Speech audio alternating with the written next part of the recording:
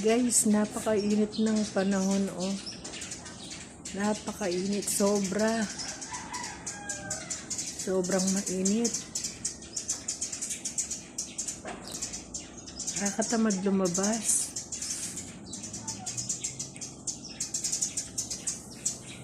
Ayan, oh.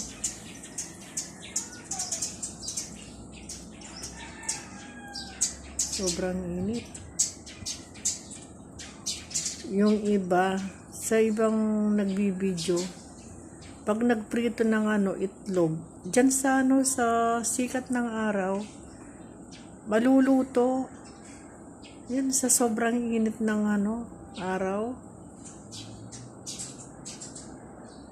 Kung hypertension ka, hindi ka obra sa ganito. Pag high blood, sobrang init.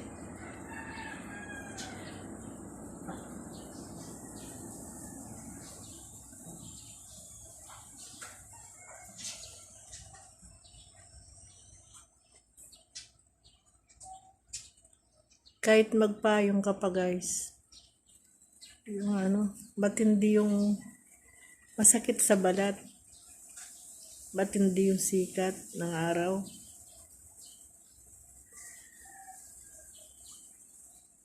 Pag lumabas ka, kahit na nakapayong ka pa, ramdam mo din yung talaga init.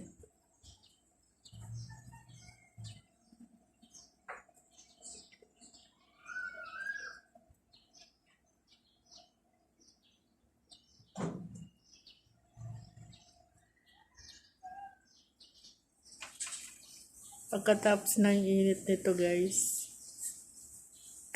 tag-ulan na naman. Yan. Wala tayong mapagpipilian.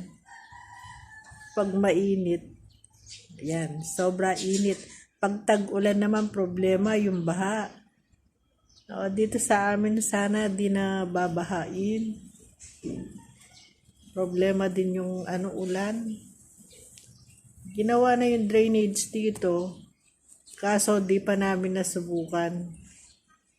Baka itong darating na tag-ulan, guys, masusubukan na namin kung may baha pa kami dito. Gawa na yung drainage. Kainit, guys. Init sobra.